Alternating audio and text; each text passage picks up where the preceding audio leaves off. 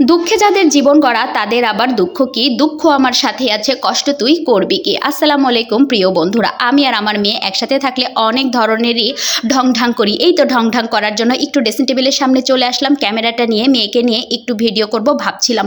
তো যাই হোক, ভিডিও আর হলো না। যাই হোক, মা মেয়ের একটু মজা হলো, মেয়েও আমার আনন্দ পেলো, এতেই আমার আলহামদুলিল্লাহ। আর ওদিকে কাঁঠালটা আমাকে শুধু ডাকছে, ইম্পা এদিকে আসো, ইম্পা এদিকে আসো, আমাকে খাও আমাকে খাও।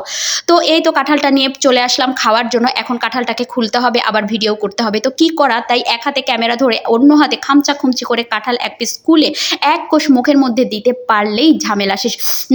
মুখের মধ্যে আমার একেবারে পানি ভরে গেল, এত সুস্বাদু কাঁঠাল, দেখেই বোঝা যাচ্ছে, চোখ দিয়ে অনেক কিন্তু বোঝা যায় যে কোন খাবারটা কেমন হবে।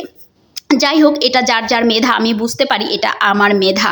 তো বন্ধুরা, এই তো কাঁঠাল খেতে খেতে সুন্দর একটা রাস্তা দেখতে চলে আসলাম। আমাদের বাড়ির পাশে অনেক সুন্দর একটা রাস্তা হয়ে গেছে, বেশ কয়েক বছর ধরে আমরা রাস্তার কষ্ট করছিলাম। তারপরে কি করার, মেয়ে আমার এদিকে আইসক্রিম বানাচ্ছে, আমাকে তো গন্ধে ডাকছে, মামনি এত সুন্দর আইসক্রিমে ঘ্রাণ, কি দিয়ে তুমি আইসক্রিম বানাচ্ছ, ওরে বাবারে বাবারে, এত সুন্দর আইসক্রিম দাও, একটু খেয়ে টেস্ট করে দেখি। মায়ের মেয়ে বলে কথা, মেয়েরা মায়ের মতো হয় আর ছেলেরা বাবার মতো হয়। এই যে আমটা খেতে দিয়েছিলাম, সেটা না খেয়ে সুন্দর একটা আইসক্রিম বানাতে বসে গেছে। এখন এই আইসক্রিমটা আমি একটু টেস্ট করে দেখব কেমন হয়েছে। সত্যি অনেক মজা হয়েছে, সেটা বললাম তো আমার মেয়ে খুশি হয়ে গেছে। কেউ কাজ করলে তাকে উৎসাহিত করলে আসলে সে অনেক খুশি হয়, অনেক ভালো লাগে। দেখেন নিচে একটু আমের পিউরিগুলোও দিয়ে নিয়েছে, যেন আইসক্রিমের সাথে খুব ভালো মতো লেগে যায়।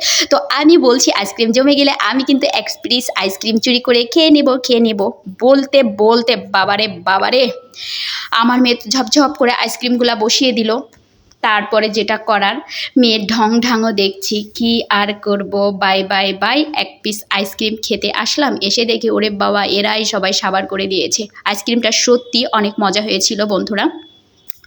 তো এই তো আইসক্রিমটা আমি খাচ্ছি আর ভাবছি কি করব।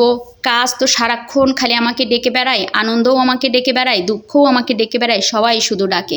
একটা ভিডিও করার জন্য, কত শুটিং করার জন্য যে ছাদে আসলাম, রান্না করতে করতে যে সুন্দর একটা ভিডিও করব, অনেক দিন থেকে ভালো একটা ভিডিও ছাড়তে পারছি না। বাবারে বাবা, দেখেন আপনাদের এরকম হয় নাকি, ভিডিও করতে গেলে ঝামেলা, কোনো মতে ভিডিওটা নিতে পারলাম না, শ্যুটটা করতে পারলাম না। তো এখন কি করার, ব্যর্থ হয়ে আমার ওই যে মোল্লারদর মসজিদ পর্যন্ত পক করে এই যে দেখেন রান্নাঘরে চলে আসলাম। এখন এই কাজ আমাকে রান্নাঘরেই সারতে হবে।